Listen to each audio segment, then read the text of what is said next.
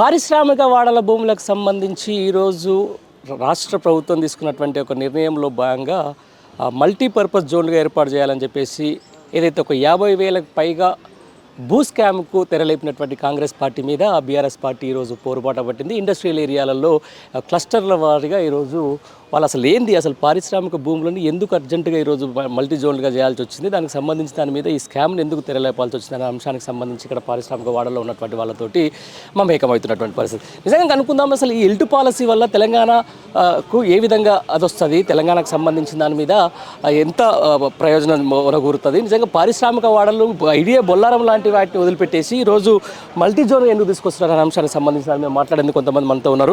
అలా చెప్పండి, అసలు ఏంది నిజంగా 50,000 కుంభకోణమని మీరు చెప్తా ఉన్నారు, లేదు ఇదంతా అన్ని కంపెనీలకు ఇస్తామని చెప్పేసి, లేకపోతే ఇక్కడ కమర్షియల్ కాంప్లెక్స్ కట్టుకోవాలని చెప్పేసి ప్రభుత్వం చెప్తా ఉంది, ఎట్లా చూస్తున్నారు దీన్ని? బ్రదర్, మీరు 50 కోట్లు అన్నారు కానీ కాదు సార్, ఇది 50,000 కోట్లు కాదు, ఇది 5 లక్షల కోట్లు.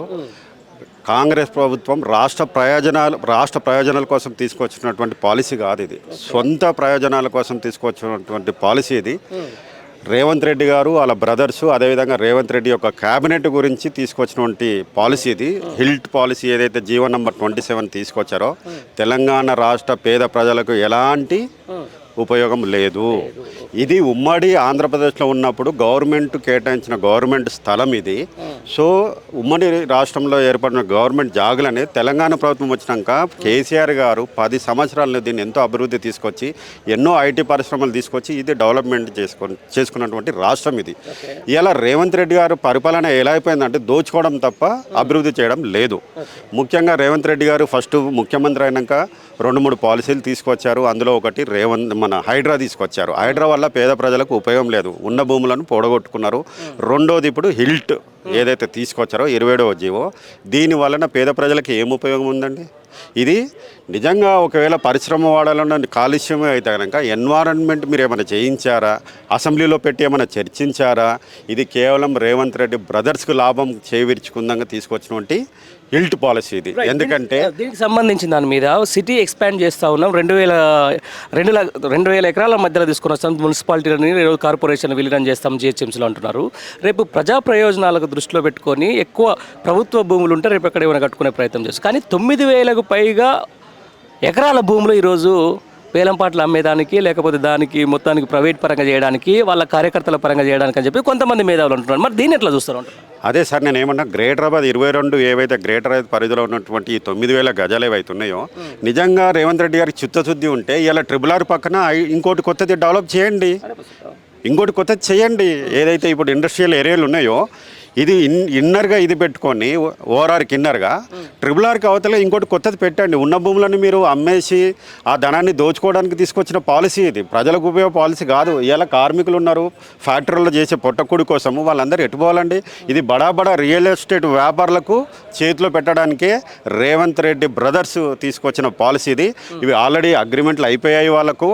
అగ్రిమెంట్లు అయిపోయిన తర్వాతనే ఈ పాలసీని ముంగడికి తెర మీదకి తీసుకొచ్చారు. ఇది కేవలం కాంగ్రెస్ ప్రభుత్వం, రేవంత్ రెడ్డి గారు మరి క్యాబినెట్ మినిస్టర్లకు లాభం వచ్చే విధంగా ఉంది. దాంతోపాటు బీజేపీ ఏదైతే మంత్రివర్గాలు ఉన్నారో, ఎంపీలు ఉన్నారో, రాష్ట్ర నాయకులు ఉన్నారో, ఇలా రేవంత్ రెడ్డి గారు ఢిల్లీకి ఎందుకు వెళ్ళారండి?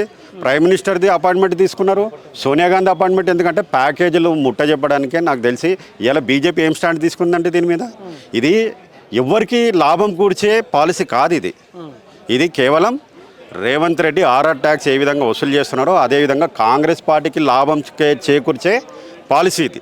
దీనివల్ల పేద ప్రజలకు లేదు. ఇంకోటి అండి, ఈరోజు మూలల్లో ఇది ఏదైతే చేస్తున్నారో మా గౌరవ ఎమ్మెల్యే మర్రి రాజశేఖర రెడ్డి గారు మసూద్ ఆధ్వర్యంలో, ఇలా మా మల్కారి కాన్స్టిట్యూన్సీలో డబుల్ బెడ్రూమ్కి భూములు లేవండి.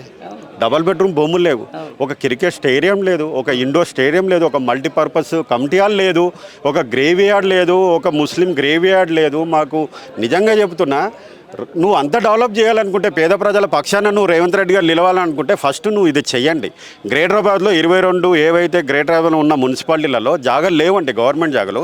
ఇలా డబుల్ బెడ్రూమ్ పోవాలంటే మేము ఎక్కడో జవహర్ నగర్ అవతల మాకు కేటాయిస్తున్నారు, అక్కడ ఇంకెక్కడో గుండపోచంపల్లి అక్కడ ఇక్కడ ఏదో గుడలు చెప్తున్నారు. అక్కడ కాదు, సిటీ సెంటర్లో మీరు కట్టి మీ యొక్క గవర్నమెంట్ సత్తా చాటుకోవాలి. ఇది ఏదైతే ఐలా ఇప్పుడు మీరు అనుకుంటున్నారో ఇదంతా కూడా పేద ప్రజల గురించి మీరు కేటాయించాలని మేము కోరుకుంటున్నాము. కేవలం రైట్. ఇదే విషయానికి సంబంధించి అన్న, మరి పేదల కోసం రాని ప్రభుత్వానికి పేదల కోసం చేయాల్సినటువంటి ప్రభుత్వం చేయకుండా ఇలా రియల్ ఎస్టేట్ కోసమే ఇల్లు పాలసీ తీసుకొచ్చిందని చెప్పి కొంతమంది అంటున్నారు. మీరేమంటారు? ఇలా స్పష్టంగా కనబడతా ఉంది. మహారాష్ట్ర ప్రభుత్వం కూడా మహారాష్ట్రలో కొన్ని వందల ఎకరాలు అక్కడ ఉన్న స్పిన్నింగ్ మిల్లకు కానీ అక్కడ కానీ ఇచ్చింది. అక్కడ వచ్చిన యజమానులు కానీ అక్కడ భూ కొరత ఉన్నదన్నప్పుడు ఏం చేసిందంటే ప్రభుత్వం ఒక పాలసీ తీసుకొచ్చింది అక్కడ మహారాష్ట్ర ప్రభుత్వం.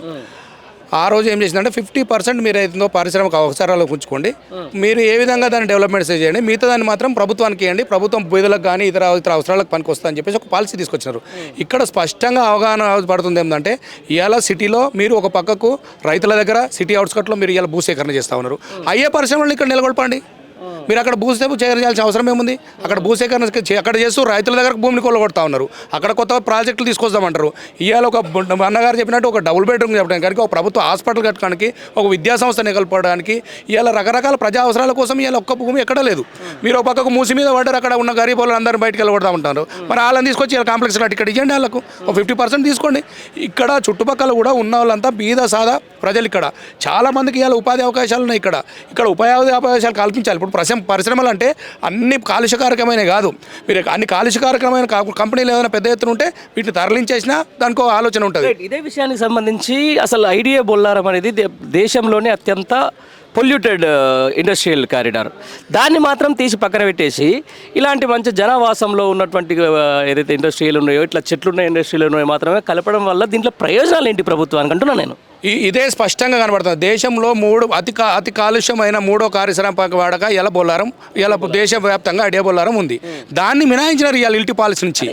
ఇవాళ మినాయించినారంటే అక్కడ వాళ్ళ స్వార్థం ఎక్కడైతుందో ఆ స్వార్థం కోసం అది మాకు ఎక్కడ ఏదో మాకు ఉపయోగం రాదనే ఉద్దేశంతో దాన్ని మినాయించి ఇతర ఎక్కడైతే భూములు ఉన్నాయి, భూములకు విలువలు ఎక్కడ ఉన్నాయి, అది ఎక్కడ లాభదాయకంగా ఉంది మనకు అనేది వాళ్ళు ముందే ఒక స్కెచ్ చేసుకున్నారు. ఒక ప్రభుత్వం పాలసీ తీసుకొచ్చినప్పుడు మేము ఒక మినిస్టర్ సబ్ కమిటీ వేసినట్టు, ఆ సబ్ కమిటీ వేస్తే ఒక పత్రికా ప్రకటన ఉంటుంది, పబ్లిక్ డొమైన్లో ఉంటుంది. ఎక్కడ కూడా ఒక జీవో కూడా ఎక్కడ చూపెట్టలేదు. మీరు ఇలా తీసుకొచ్చేసి ప్రత్యక్షంగా డైరెక్ట్ వచ్చేసి ఇలా మొత్తం క్యాబినెట్లో చివరి అస్త్రంగా దాన్ని తీసుకొచ్చేసి అలా క్యాబినెట్లో పెట్టేసి మంత్రులకు మీ స్వతహా ఉన్న మీ క్యాబినెట్ మినిస్టర్లు చెప్తారు మాకు తెలియదని చెప్పేసి చోలు కొరుకుంటా ఉన్నారు. ఇలా మీ దగ్గర ఎక్కడ ఒక యూనిట్ లేదు.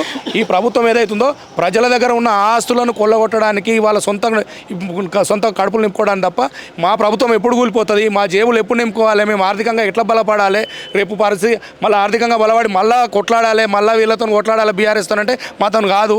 ఇవన్నీ దోసుకుంటేనే మేము డబ్బులు పెడితేనే ఇవన్నీ మాకు చేయగలుగుతామనే ఉద్దేశంతో ఇవాళ రేవంత్ రెడ్డి గారి ప్రభుత్వం ఉంది. ఇది తీవ్రంగా ఇవాళ ప్రజలు నిరసిస్తూ ఉన్నారు. ఇవాళ ప్రజల దృష్టికి పోవడానికి ఇలా కేటీఆర్ గారు మా ఎమ్మెల్యే మరి రాజశేఖర రెడ్డి గారి ఆధ్వర్యంలో పెద్ద ఎత్తున నిరసన తెలియజేస్తూ ఉన్నాం.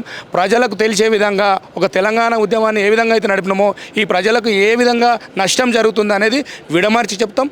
ఇంటింటికి పోతాం, కరపత్రాలు వేస్తాం. పార్టీ యొక్క భావజాలాన్ని ప్రజలకు తీసుకుపోయి దీన్ని అడ్డుకునేందుకు తీవ్రంగా ప్రయత్నం చేస్తూ ఉన్నాం.